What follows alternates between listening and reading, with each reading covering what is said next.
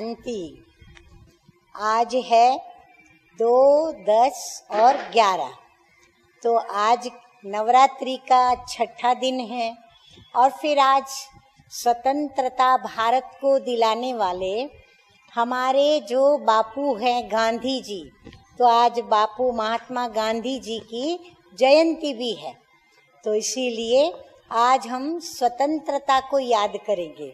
भारत तो स्वतंत्र हो गया, पर हम स्वयं से पूछें कि क्या हम जो अनेक बंधनों में जकड़े हुए हैं, हमने स्वयं को उन विकारी विषयी स्वभाव संस्कारों से स्वतंत्रता स्वयं को दिलाई है, बंधन मुक्त बने हैं।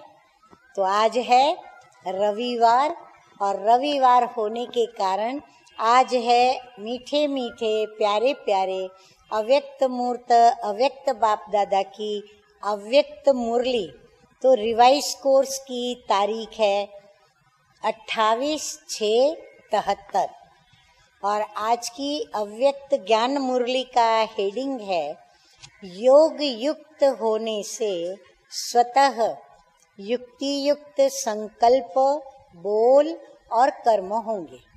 और जो युक्ति युक्त चलता है वो मुक्त हो जाता है। तो बाबा कहते हैं युक्ति से मुक्ति को प्राप्त करना है। मुरली शुरू है।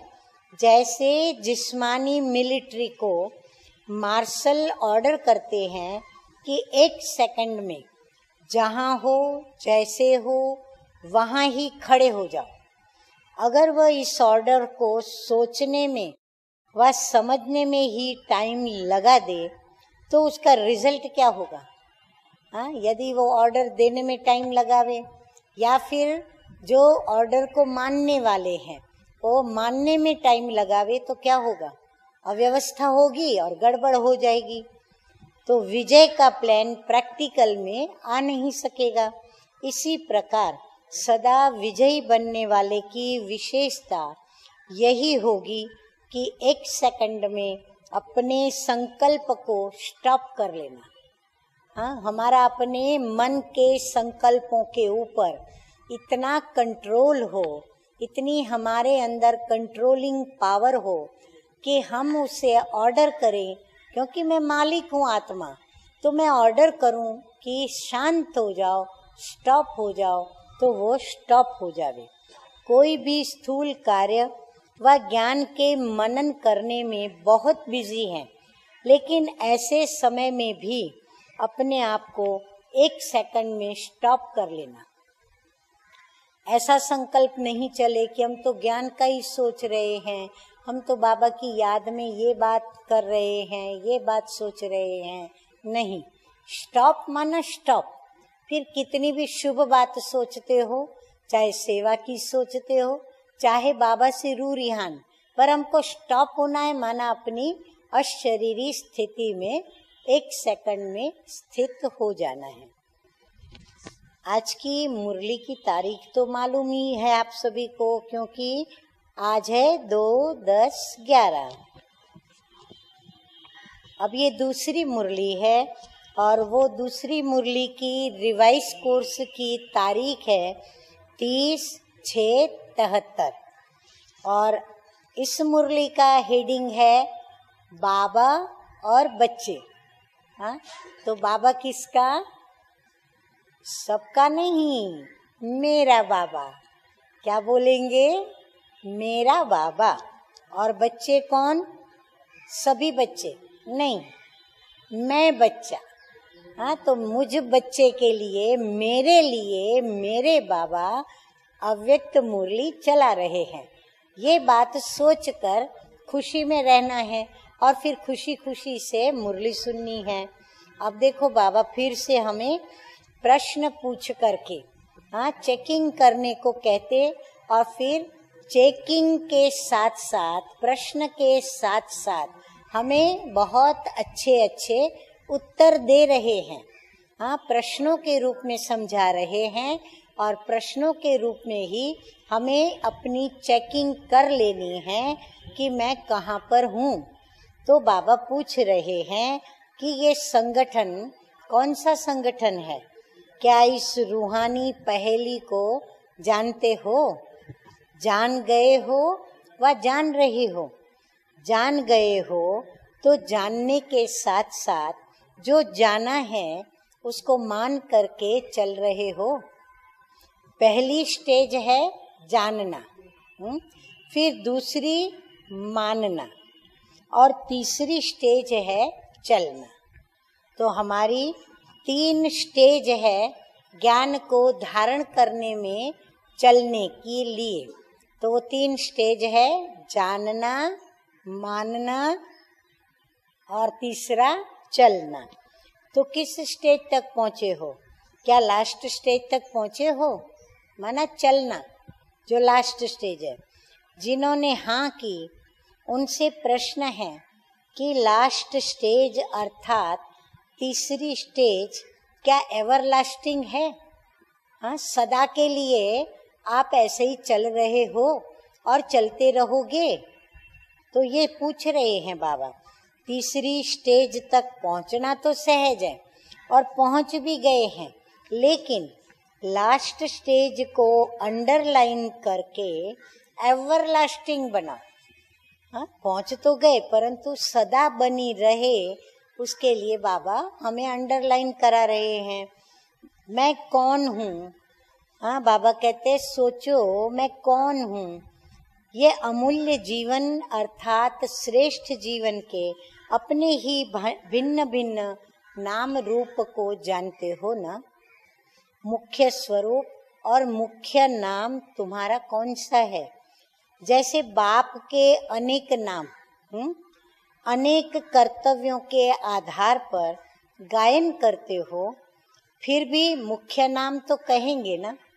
वैसे आप श्रेष्ठ आत्माओं के भी अनेक नाम अनेक कर्तव्यों के आधार पर व गुणों के आधार पर बाप द्वारा गाए हुए हैं। उनमें से भी, उन सभी नामों में से भी बाबा पूछ रहे हैं कि मुख्य नाम कौन सा है? जब ब्रह्मा मुख द्वारा जन्म लिया, हाँ, हम बच्चों ने, शिव बाबा ने हमें जन्म दिया कैसे? ब्रह्मा बाबा के मुख द्वारा।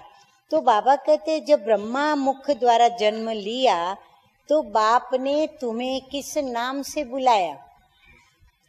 पहले जब तक ब्राह्मण नहीं बने तब तक कोई भी कर्तव्य के निमित्त तुम बन नहीं सकते। तो पहले क्या कहा? ब्रह्मा मुख वंशावली ब्राह्मण। हाँ, तो पहले हमारा गायन हुआ ब्रह्मा मुख वंशावली ब्राह्मण। तो ब्रह्मा के नाते से जन्म लेकर ब्राह्मण बने, अर्थात ब्रह्मा कुमार और ब्रह्मा कुमारियां बने।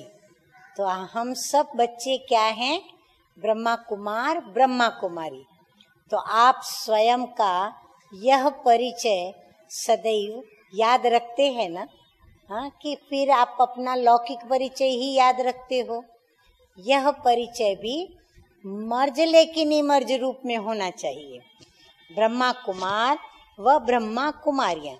तो इस मर्जी व जीवन की पहली छाप यही लगी कि ब्रह्मा कुमार और ब्रह्मा कुमारियां अर्थात श्रेष्ठ ब्राह्मणपन की। तो पता चला अब हमारा मुख्य नाम कौन सा रहा। अच्छा, वरदान है आज का, साइलेंस की शक्ति के द्वारा सेकंड में हर समस्या का हल करने वाले एकांतवासी भव। हाँ, तो समस्या का समाधान यदि चाहते हैं और वो भी 1 सेकंड में, तो क्या करना पड़े? 1 सेकंड में हमें एकांतवासी बनकर के एक बाबा की याद में रहना पड़े। जब कोई भी नई व शक्तिशाली इन्वेंशन करते हैं तो अंडरग्राउंड करते हैं। यहाँ एकांतवासी बनना ही अंडरग्राउंड है। जो भी समय मिले कारोबार करते भी, सुनते सुनाते, डायरेक्शन देते भी इस देह की दुनिया और देह के भान से परे साइलेंस में चले जाओ। इस अभ्यास व अनुभव करने कराने की स्टेज हर समस्या को हल कर देगी। इससे 1 सेकंड में किसी को भी शांति व शक्ति की अनुभूति आप करा देंगे। जो भी सामने आएगा वह इसी स्टेज में साक्षात्कार का अनुभव करेगा। स्लोगन है आज का, व्यर्थ संकल्प व विकल्प से किनारा कर आत्मिक स्थिति में रहना ही योग युक्त बनना है। अच्छा, सदा सहज ज्ञान स्वरूप, सदा राजयोगी, निरंतर योगी और फिर सहज योगी। सुना बाबा ने, देखो योग के ऊपर भी कितने आज टाइटल दे दिए हैं। हाँ, ज्ञान स्वरूप, सदा राजयोगी, फिर दूसरा है निरंतर योगी, तीसरा है सहज योगी, चौथा है सर्व शक्तियों को अपना सहयोगी बनाने वाले सहयोगी, फिर बाप समान संकल्प, संस्कार और कर्म करने वाले ऐसे कर्मयोगी और संगम युगी सर्व राजाओं को बाप दादा का याद प्यार और नमस्ते। अच्छा, मीठे मीठे सिकिलदे बच्चों प्रति माता पिता बाप दादा का याद प्यार और गुड मॉर्निंग। रूहानी बाप की रूहानी बच्चों को नमस्ते। रूहानी बच्चों का रूहानी बाप दादा को याद प्यार, गुड मॉर्निंग और नमस्ते नमस्ते। ओम शांति, ओम शांति।